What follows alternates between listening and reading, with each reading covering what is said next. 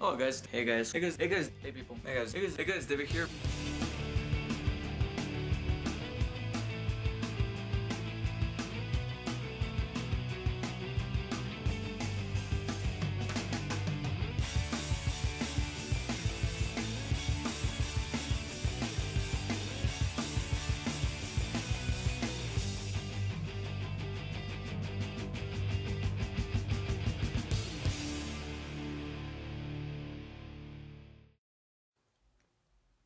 Yep, I watched it.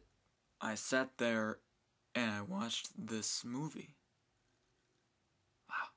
For those who don't know what Saw 6 is about, it's basically Hoffman, who is now the apprentice of Jigsaw, has to set a game in motion before he gets found out.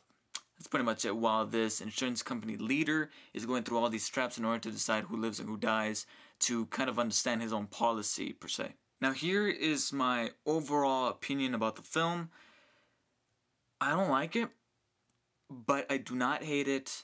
I don't have anything against it. In fact, I learned quite a bit about it, mostly revolving around insurance companies. I was asking my mom, what are predatory loaners? What does an insurance company really decide who lives and who dies in some sort of way? Basically, it is fun to watch, kind of like a blockbuster, and it's something to talk about. It's one of those movies where you can sit down and have a chat about it for maybe about an hour and a half, which is about the length of the movie. I don't like it. I'm not going to go on and say, I can't believe I missed out on the Saw movies, because this is the first Saw movie that I've seen. I'm going to go ahead and confess it. This is the first Saw film that I've ever seen in my life completely, in its entirety. Alright, I've seen clips of all the other Saw movies. I kind of know what's happened in the other Saw movies thanks to my good old friend Wikipedia. I've never been a Saw fan. Okay, I'm saying it right now. I should have said this at the beginning of the video, but I am not a Saw fan. So don't go on saying, if you have not seen the Saw movies, you are not a true Saw fanatic. Because I'm not. Okay? So I just watched this movie for kicks because of the Halloween season, so I went along and watched it. There's a few things that bugged me about it. But I'll get to that in a second. But it wasn't as graphic as all the other Saw movies are, because I have seen some graphic and gory scenes from all the other Saw movies, and some of them made me nauseous. The first time around, I've watched them a couple times, and after that, I developed a stomach for it. This time, going through the film in one take, it wasn't so graphic. I'm pretty sure a lot of people that have seen all of the Saw movies will say that this film wasn't as gritty and wasn't as gory as all the other films, but in some sort of way that's actually good. If you just splash a bunch of gore in people's faces, it's just gonna, it's practically what they dubbed this movie, is torture porn. But this one actually, it was about something. So I think that's what this probably would be, one of the great sequels. Like I said, I haven't actually seen the other film, so I wouldn't know if this is a great sequel, but judging by what people are saying that have seen all the other Saw films, are saying this is actually one of the best sequels since Saw 3. But I wouldn't know that. Now I'm going to go ahead and talk about a few spoilers. So if you are into the Saw movies and you're about to see Saw 6 and you haven't seen it, then go ahead and stop watching this right now. If you have seen Saw 6, if you don't really give a shit about it, if you don't care if you get spoiled, if you're not a Saw fan, then go ahead and keep watching. Actually there's two things that bother me about this movie, ultimately. One, how can you take the protagonist, William Easton, I think that's his name, the guy in charge of the whole insurance company, put him through all these traps where he has to decide who lives and who dies in such an intense manner, and then at the end, kill his ass off. It just bugs the shit out of me how they put him through all this hell, and then at the end of the movie, he slowly melts away, which reminded me of the Raiders of the Lost Ark climax. But how can you just kill him off? And how can you kill him off by having a bitchy, whiny little kid pull the lever and saying, "You killed my father"? I hated that kid. That kid was just annoying.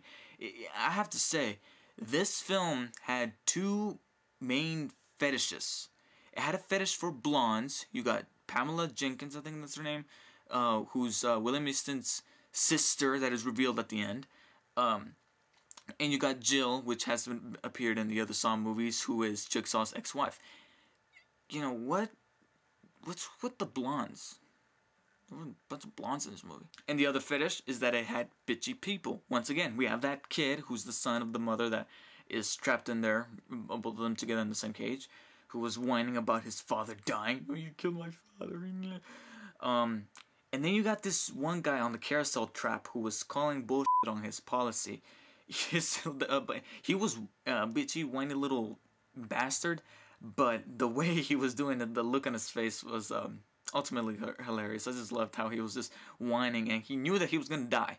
But I don't know, just the look on his face, like she's lying, she's you know, it's just I don't know, it was just funny for me. The other thing that bothered me about the movie, Hoffman still alive. Why doesn't that son of a bitch die?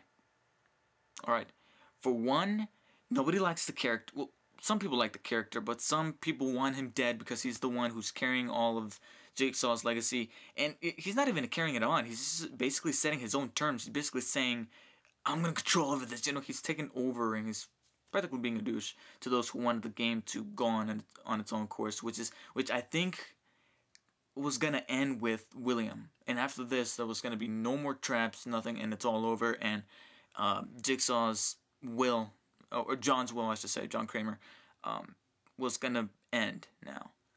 So I think it would all have ended if Hoffman just died in that reverse bear trap. And it would have been an awesome way to end Saw 6. Like, after this, you can kind of see that they're just making these for, you know, it's getting boring. The Saw movies are getting boring. I mean, besides having and not knowing that there is going to be a Saw 7, which will be in 3D. You know, this opened at number 2 at the weekend box office for only $18 million. So you could kind of tell that these are starting to get tiring. So as entertaining as these movies may be for those people who are a fan of the franchise, I think it's about time we ended it. So I'm not going to give the film a rating because I was never intending on seeing the film in the first place. I just saw it because I'm like, you know what, screw it, I'm bored. I was actually bored, so I just watched it. I was not intended on watching the film, so I'm not going to go ahead and give it a rating. Not to mention I'm not exactly a die-hard horror fan or a Saw fan, so I'm just going to say the film, I did not like it. I'm not going to go on and say, you know, the Saw movies are awesome.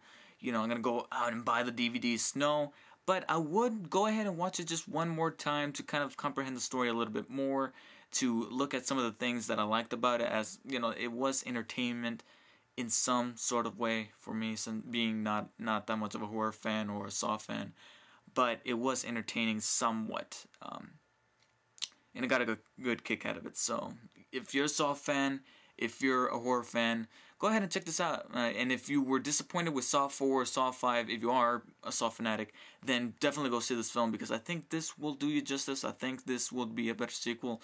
I don't know, that's completely up to you, but go ahead and check it out, Saw 6.